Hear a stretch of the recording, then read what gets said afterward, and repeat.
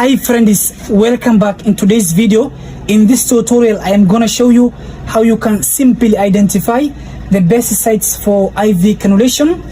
So for you to be good at in IV cannulation, you must have basic knowledge about the anatomy, that is the structure of veins.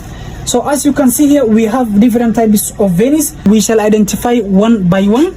So what to do, make sure you apply a tourniquet for the vein to be very visible for you. So as you can see here, we have different types of veins.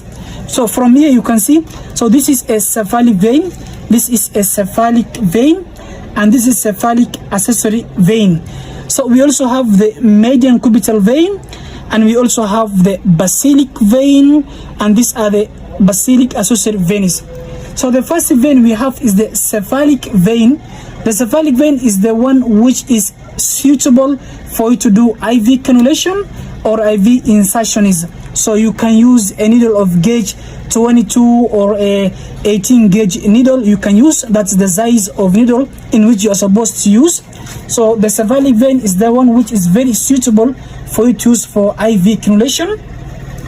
Okay, we also have the median cubital vein. So this area is what we call the antecubital fossa. We have a vein called, that is the median cubital vein. So this is the best vein in which we use to collect a blood sample. So this is the only vein in which we use to do phlebotomy, that is venipuncture, taking a blood sample.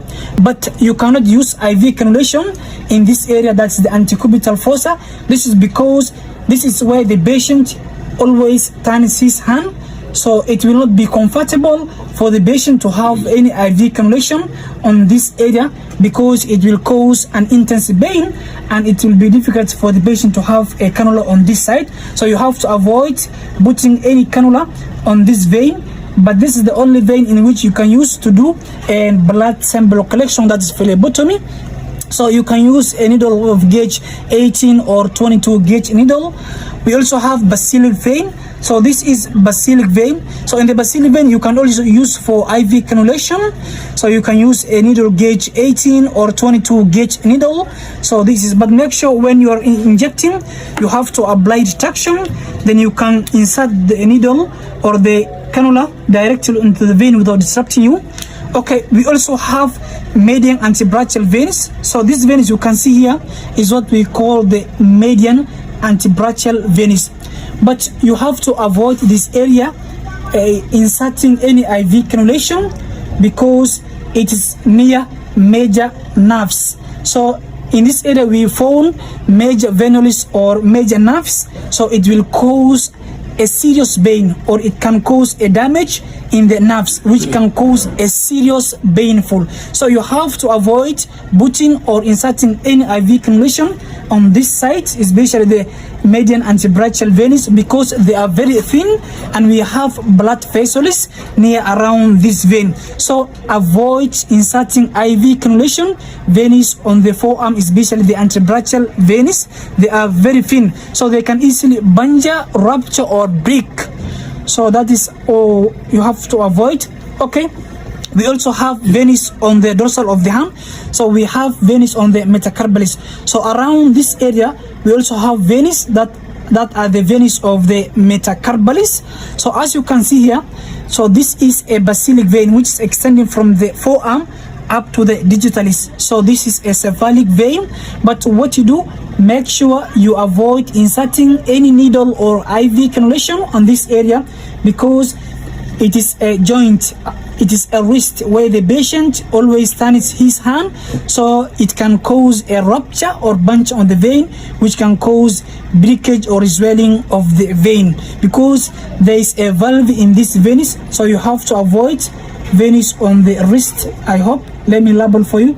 You have to avoid inserting any IV cannulation veins on the metacarpalis, especially the wrists. So the best vein in which you can select is the cephalic vein. But here you can see, so though this is also a cephalic vein which extends from the upper arm up to the digitalis. So you can insert IV cannulation, but make sure whenever you're inserting the IV cannulation, you have to retract back the skin, because if you don't retract back the skin, the vein can roll from side to side, as you can see. So make sure that you select the best needle size for this vein, you can use 18 gauge or a 22 gauge or a 24 gauge needle you can insert. So these are the veins on the metacarpalis. So you can see we also have veins on the digitalis.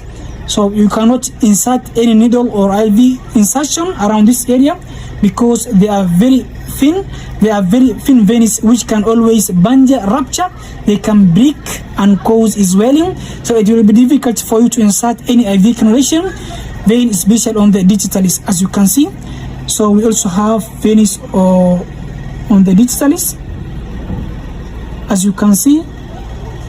So we also have veins on the digitalis. So you cannot use any needle insertion or any vein a cannula insertion on this side.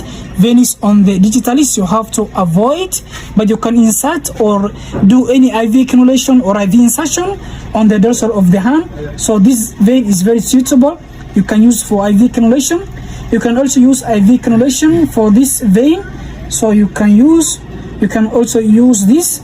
As I have identified earlier, you can also use IV cannulation. This side, that is the cephalic vein. I hope you have understood now. So make sure you select the best and suitable vein.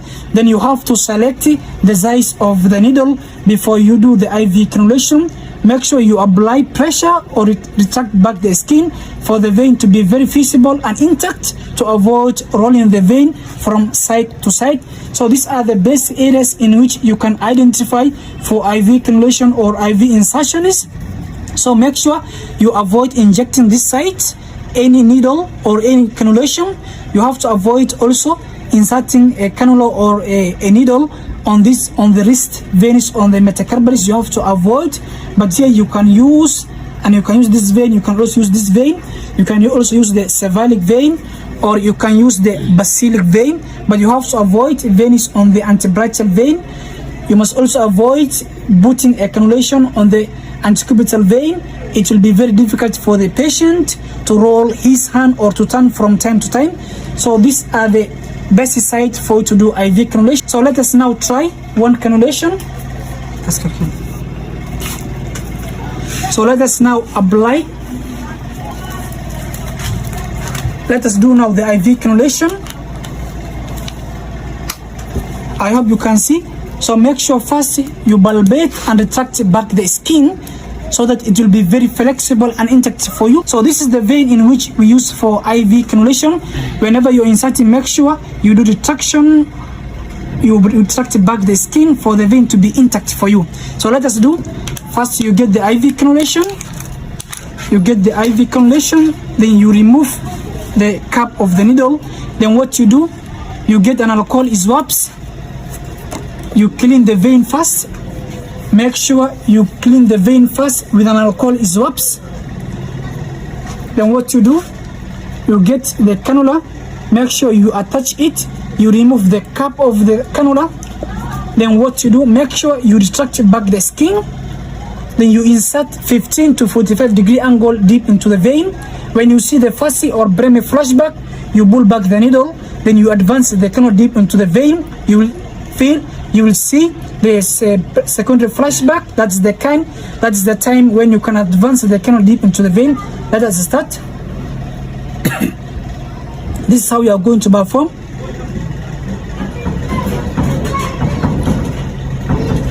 I hope you can see there is a primary flashback. When you see a primary flashback, make sure you pull back the needle. Then you will experience a secondary flashback. Then you advance the cannula deep into the vein. Then what you do, you release the tunicule. Then what you do, you remove the cap of the cannula. You apply pressure on the tip of the cannula. Then you remove the needle completely. Then what you do, you put the cap of the cannula. So this is how you are going. This is how you are going to perform IV cannulation. You start dressing the cannula now. So you get the adhesive plaster or the strapping. Then you dress the cannula. So this is how you are going to dress the cannula. You get the second strapping. So this is how you're going to dress the cannula.